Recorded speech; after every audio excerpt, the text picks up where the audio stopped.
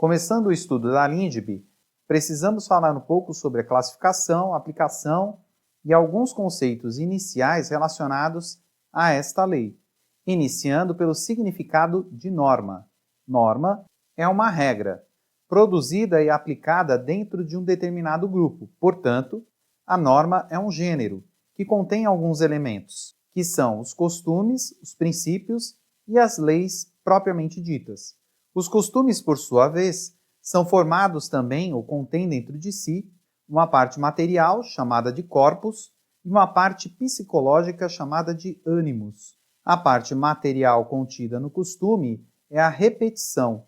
Essa repetição, por sua vez, ela é qualificada, porquanto deve ser uniforme, constante e geral. Já a parte psicológica do costume pode ou não estar presente. Estando presente, ela será a obrigatoriedade do costume.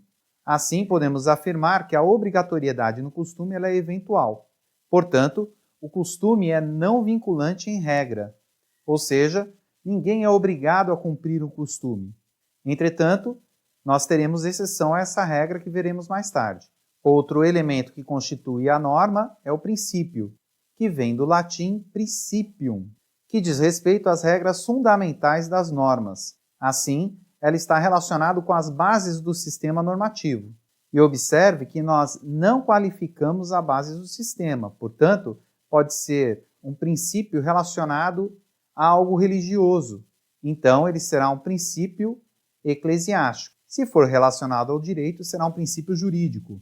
Por fim, como elemento das normas, temos as leis. As leis, por sua vez, são regras positivadas, ou seja, escritas. Essas regras positivadas são criadas pelo Poder Legislativo. Portanto, podemos dizer que as leis são as normas escritas. Em relação à norma, podemos ainda encontrar a aplicação dessa nomenclatura relacionada à lei interpretada pelo aplicador do direito. Portanto, quando falamos em leis, não temos como confundir com a norma, porquanto ou ela será uma lei interpretada ou será um gênero que inclui a lei como elemento. Outra questão importante deduzida dessa classificação é que, por ser a lei uma espécie de norma, teremos que toda norma será uma lei. Entretanto, nem sempre uma lei será uma norma. Por ser a lei objeto do nosso estudo, vamos verificar algumas características das leis. Em relação a essas características, podemos afirmar que a lei é impessoal, obrigatória, imperativa, permanente e autorizante. A lei ela é impessoal, ou ainda chamada de geral, porquanto é aplicada a qualquer pessoa indistintamente. Todos estão debaixo da lei. E uma lei é aplicada a todas as pessoas de forma indistinta, salvo para o caso de uma lei formal, também conhecida como lei singular. Nesse caso, a lei é aplicada ou para uma única pessoa ou para um grupo de pessoas especificamente. Entretanto, isso é uma mera exceção e geralmente está ligada a atos administrativos. Temos ainda que a lei é obrigatória. Por força disso, as pessoas obedecem à lei, por conta da sua obrigatoriedade. E em relação à sua obrigatoriedade, podemos classificar a norma como cogente ou não cogente. A norma cogente também é conhecida como norma injuntiva. Também é encontrada na nomenclatura de norma de ordem pública e é aquela que não pode ser modificada pelas partes ou pelo juiz. Essa norma ela é obrigatória. Essas leis cogentes, por sua vez, podem ainda ser subdivididas em imperativas e proibitivas.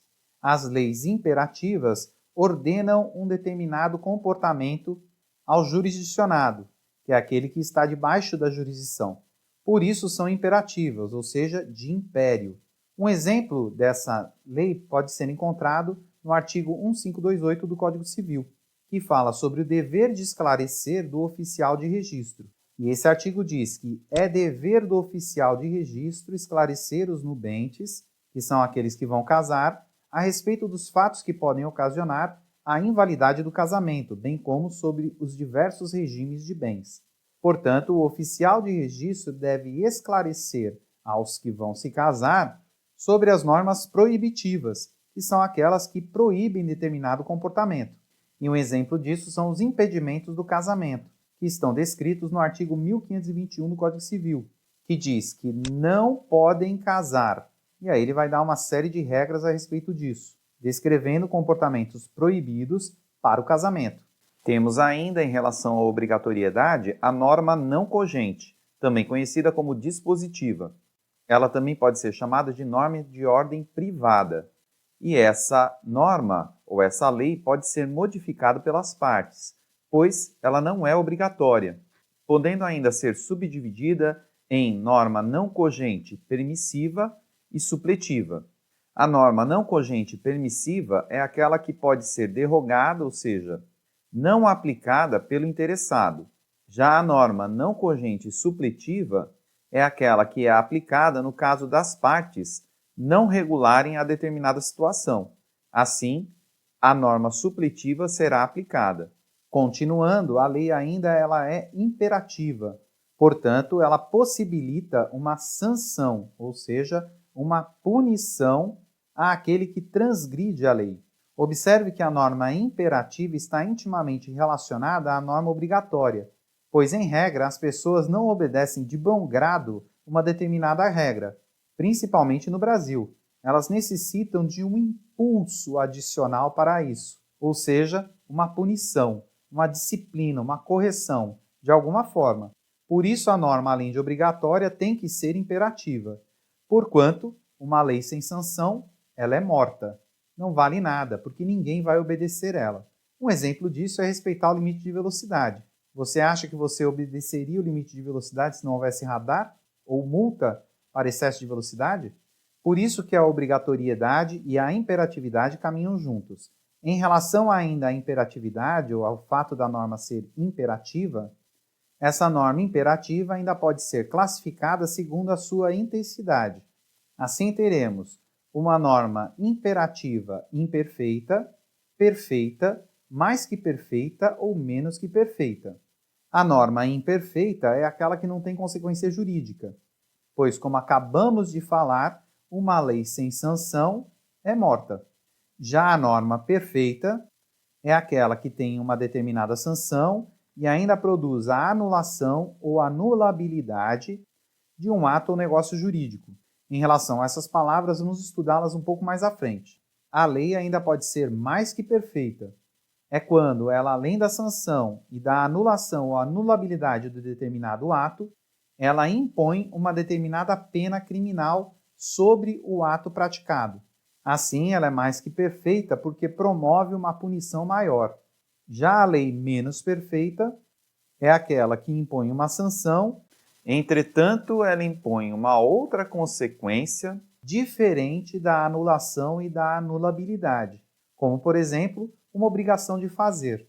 Outra característica da lei é que ela é permanente, também conhecida como persistente, essa característica, pois ela não exaure os efeitos da lei com uma única aplicação. Portanto, a lei não acaba por ela ser aplicada, ela continua valendo mesmo após a sua aplicação. Assim, você pode ser punido várias vezes pela mesma lei. Por fim, a lei é caracterizada ainda como autorizante. Essa característica autoriza que o ofendido imponha uma determinada indenização sobre o ofensor ou sobre aquele que descumpre a lei. Em regra, essa indenização diz respeito a perdas e danos que o ofendido sofreu por força da desobediência do ofensor. E é justamente a característica autorizante que difere a lei dos costumes, pois observe que o costume pode ser impessoal, ou seja, geral, pode ser obrigatório dentro de um determinado círculo social, pode ser imperativo, possibilitando uma determinada sanção dentro desse mesmo círculo social, pode ser permanente, o que em regra é, porque o costume tem a característica de se perpetuar no tempo, então deve ser permanente. Entretanto, o costume não é autorizante, pois se eu descumprir um costume, em regra, ninguém pode me processar por perdas e danos por força desse costume. É lógico que nós estamos falando em regra, porque depende muito da situação. Dessa forma, podemos afirmar que a LINDB é uma lei, e ela é uma norma ou lei de sobredireito, ou seja, uma norma de apoio. E podemos demonstrar isso através desse gráfico, que fala sobre o sistema jurídico como um todo, tendo o ordenamento jurídico, os costumes e os princípios, que estão dentro do sistema jurídico, e a Lei de Introdução às Normas de Direito Brasileiro, que servem de apoio para o ordenamento jurídico como um todo. Portanto, a LINDB regula a aplicação das leis de forma genérica e generalista.